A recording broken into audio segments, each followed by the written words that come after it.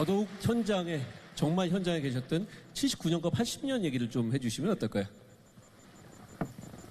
저는 11.6 사건 났을 때 슬프지가 않았어요. 아, 이제 새로운 시대가 열리는구나. 아무리 위대한 인물이라도 18년 동안 집권하면 실정이 납니다. 그리고 이제는 군인들이 안 나오겠구나 했는데 12.12 사건이 났습니다. 자, 12.12 사건, 그 다음에 5.17 계엄 확대, 신군부의 등장, 그리고 5.18로 이어지는 이 한 6개월 기간에 저도 기자로서 기록을 하면서 어떻게 보면은 역사를 만드는데 참여했다고 생각하는데, 결국 제가 광주 취재하고 돌아와서 신문사에서 쫓겨나서 저도 이제 해직이 되어버렸는데, 이게 참 복잡한 상황을 만들었는데, 5.18은 결국 12.12로부터 비롯됐다고 그러면은 12.12에서 5.18로 이어지는 약 6개월의 이 기간은 쿠데타가 맞아요. 이것은 아마 최장기에 걸친 쿠데타인 것 같은데, 거기서 여러 가지 이제 합법을 위장하려고 했는데, 이것은 분명히 역사에 대한 반동이었습니다. 이 부분에 대해서는 이미 우리가 5.18 특별법을 통과시켜서 소급 입법을 해가지고 단죄를 했습니다. 자, 그건 그거고, 그러나 우리가 역사를 이야기할 때는 또 다른 차원에서 이야기하게 됩니다. 법률적 판단과 정치적 판단과 역사적 판단은 다른데, 오늘 역사적 판단을 하는데, 그러면은 그렇게 해서 집권한 전두환, 노태우 이 12년의 시기는 뭐냐 하는 것도 객관적 사실로 알 필요가 있다고 생각하는데, 우선 이 기간에 이것은 누가 잘했다고 하는 게 아니라 여기에서 바로 아까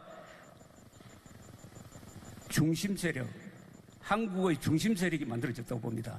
그 한국의 중심 세력이 민주화 운동을 하고 열심히 일하고 해서 이 10년 동안에 첫째, 평균 경제 성장이 1위였습니다. 그리고 중산층이 만들어졌어요. 무역 흑자, 물가 안정, 그리고 국민들의 열화와 같은 민주화 운동이 일어나면서 결국 1987년 6월 29일 군부 세력과 민주화 세력의 타협이라고 볼 수 있는 6.29 선언이 만들어지고, 그의 개헌이 이루어지고, 그 대통령 선거에서 노태우 후보가 당선이 되고, 그 이듬해 서울 올림픽이 되고, 지금 우리가 제6공화국에 살고 있습니다. 6공화국. 그러면 이걸 어떻게 볼 거냐 하는 것은 각자의 판단의 영역이라고 생각하면서 여지를 남겨두고 싶지만은, 이 1980년대에 제가 현장에서 느꼈던 것은 대한민국의 대전환이고 대한민국의 대전진이었습니다. 어마어마한 변화가 1980년대에 이루어져가지고 그 연속선상에서 오늘 우리가 이렇게 편안하게 이야기를 하고 있다고 생각합니다. 전두환 노태우 시대의 어떤 전체적인 공관을 평가하는 것은 저는 조금 일단 유보하겠고요. 오늘은 계엄의 얘기인데, 다만 79년과 80년에 있었던 면에 있어서 아까 박정희 대통령과의 차이는 그겁니다. 결국은 국민을 향해서 발표를 했죠. 그리고 그게 실질적으로 인명평가가 그렇게나 국민을 향해서 발표한 정권에 대해서는 저는 냉혹한 평가가 필요하다고 생각해요. 절대평가가 필요하다고 생각합니다. 그러니까 여러 가지의 점수에서 이건 너무너무 치명적인 것이고, 그런 면에서 저는 전두환 정권을 우리 보수의 하나의 축으로 인정하는 것에는 전 찬성할 수가 없어요. 이유는 뭐냐면 그게 너무 국민들에게 선명하게 가 있고 우리의 보수의 기본적인 자유민주주의에 반하기 때문이죠. 다만 그 시기에 뭐 김재익 씨를 중용을 하는 과정에서 나온 어떤 경제적 성과, 그런 부분은 또 별도로 이 평가해야 될 부분이라고 생각합니다. 그런 면에서 저는 그 시기에 있었던 분들에 대해서 안타깝게 생각하는데, 좀 여담입니다만 그게 있어요. 저희 세대 70년대생부터의 차이인데요. 저는 대한민국 사회가 79년, 80년 광주 극복해야만 다음 페이지로 갈 수 있다고 생각해요. 언제적인데 극복 못했잖아 그러지만 아직도 그때의 얘기와 부채감과 죄책감을 서로 간에 주고받으면서 정치가 돌아가고 있어요. 아직도 그렇습니다.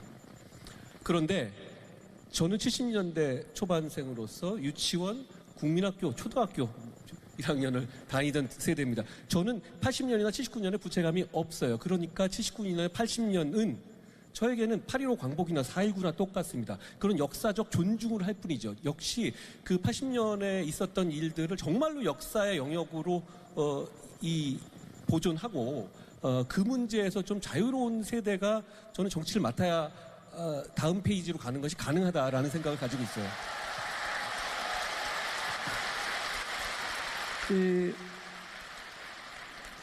역사를 볼 때는 그 관점이 최고로 높은 관점에서 봐야 된다고 생각하거든요.